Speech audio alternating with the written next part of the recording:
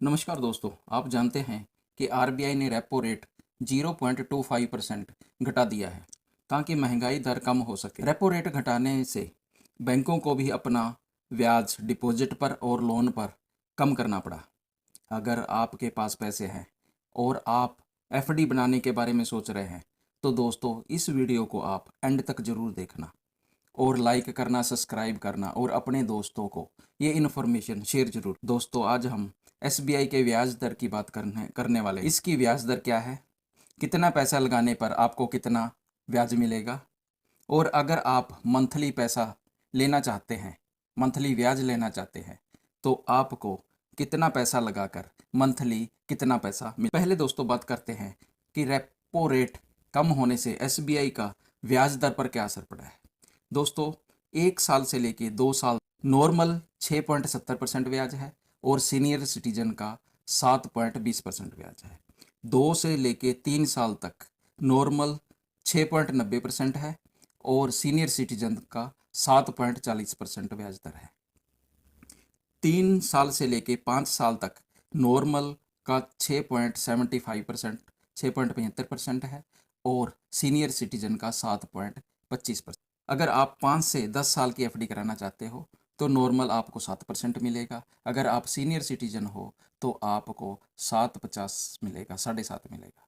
दोस्तों senior citizen अगर आपकी एज 60 साल से ऊपर है तो आप सीनियर सिटीजन की कैटेगरी में आ जाते हो।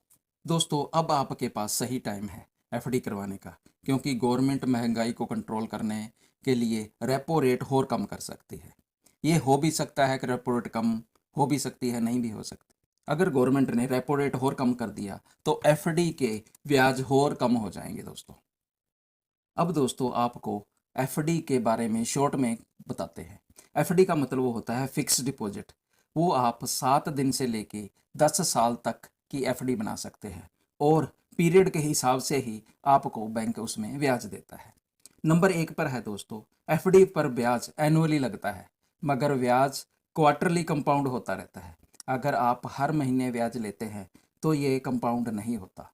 कंपाउंड का मतलब होता है दोस्तों ब्याज पर ब्याज मिलना। एफडी आप जब चाहे तुड़वा सकते हैं और जितने दिन एफडी चली है उसके हिसाब से पेनल्टी लग के पैसे आपको तुरंत मिल जाते हैं। उदाहरण के तौर पे मान लेते हैं कि आपने 2 साल के लिए एफडी कराई है और 2 साल का ब्याज 7.40% मिल रहा है, मगर आपको ज़रूरत 1 साल बाद ही पड़ जाती है। 1 साल का ब्याज 7.20 है। अगर आप इस एफडी को अब 1 साल बाद तुड़वाते हैं तो आपको 1% पेनल्टी लग के 6.20% ही ब्याज मिलेगा दोस्तों। अगर दोस्तों एफडी धारक की मौत हो जाती है तो उसके जो वारिस है, नॉमिनी है, उसको पैसा मिल जाता है। एफडी कराते वक्त आप नॉमिनेशन जरूर करवाइए। 4 नंबर पे है दोस्तों, ब्याज अगर आपका ब्याज टैक्सेबल बनता है तो टीडीएस जरूर कटेगा। नहीं तो अगर आप टैक्सेबल आपकी इनकम टैक्सेबल नहीं है तो आप 15H या जी देकर आप अपना टैक्स बचा सकते हैं। आगे दोस्तों हम बात करते हैं कि आपको कितना पैसा लगाना चाहिए, आपको कितने टाइम के लिए रखना चाहिए, आपको कंपाउंड होके पैसा कितना मिलेगा। अगर आप मंथली पैसा लेना चाहते हो तो आपको वो हर मंथ कितना पैसा मिलेगा। दोस्तों पहले हम नॉर्मल पर्सन की एफडी के बारे में जिक्र करते हैं। मान लेते हैं कि आपकी उम्र 60 साल से नीचे है और आपको normal he rate of interest मिलेगा। अमाउंट आपको कितनी जमा करनी है, कितने पीरियड के लिए रखना है, क्या रेट ऑफ इंटरेस्ट मिलेगा। अगर आप इसको इंटरेस्ट को नहीं निकलवाते, मंथली आप पेमेंट नहीं लेते, तो आपको कितना पैसा मिलेगा, मंथली आपको कितना मिलेगा। दोस्तों 5 लाख रुपया जमा करते हैं 3 साल के लिए तो रेट ऑफ इंटरेस्ट 6.90 है, 6.90% है। तो आपको कंपाउंड इंटरेस्ट करके 3 साल बाद 6,13,906 रुपये मिल जाएंगे। अगर आप मंथली लेना चाहते हो तो 2858 रुपये आपको मंथली मिल जाएंगे, जो हर महीने आप जब से आपने जमा कराया है तब से आप ले सकते हैं। अगर आप 5 लाख दोस्तों 5 साल के लिए जमा कराते हैं उस पर 6.75% ब्याज और आपको ₹6,98,750 एंड में मिल जाएगा। अगर आप मंथली लेना चाहते हो तो जब से आपने जमा कराया ₹2797 आपको मंथली मिलने लग जाएंगे। अगर आप 5 लाख 10 साल के लिए जमा कराते हो तो 10 साल का ब्याज 7% है दोस्तों। आप अगर इसमें से कुछ भी निकलवाते नहीं तो आपको 10 साल बाद 10,08,000 मिल जाएंगे। अगर आप मंथली लेना चाहते हैं तो हर महीना ₹2900 के हिसाब से आप ले सकते हो और आपका जो मूल है वो आपका खड़ा ही रहेगा और इंटरेस्ट के हिसाब से आपको मिलता रहेगा। दोस्तों अगर आप 10 लाख जमा करते हैं 10 साल के लिए तो 7% आपको इंटरेस्ट मिलेगा।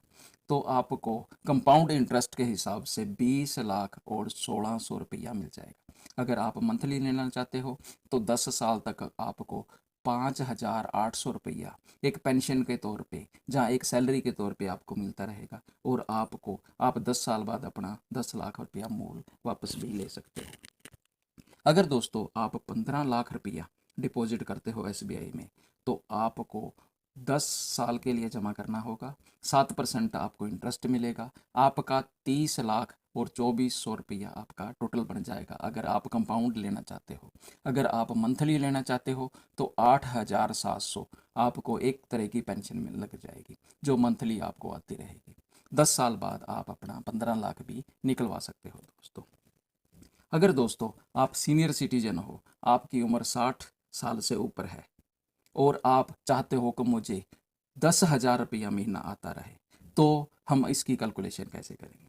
मान लो आपने 10 लाख रुपया जमा कराया है 10 साल के लिए और आपको 7.5% ब्याज। अगर आप कंपाउंड लेना चाहते हो कि आपको 10 साल बाद ही सारा पैसा मिले तो आपको 21,23,50 मिल जाएंगे। अगर मंथली लेना चाहते हो तो 6211 आपको मंथली मिलने चाहिए। अगर दोस्तों आप 15 लाख 10 साल के लिए जमा करते हो तो आपको 7.5% ब्याज मिलेगा। अगर आप कंपाउंड लेना चाहते हो तो 31,53,524 मिलेंगे। अगर मंथली आप लेना चाहते हो तो 9,317 आप मंथली भी ले सकते हो।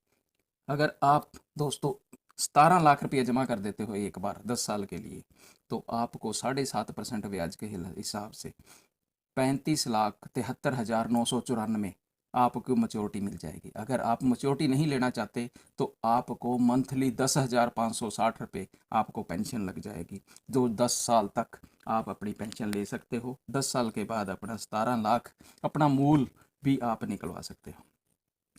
अगर आप 10 साल के लिए 17 लाख एसबीआई में एफडी कर देते हो तो दोस्तों आप श्योरली 10,500 गारंटेड फिक्स इंटरेस्ट लेते रहोगे।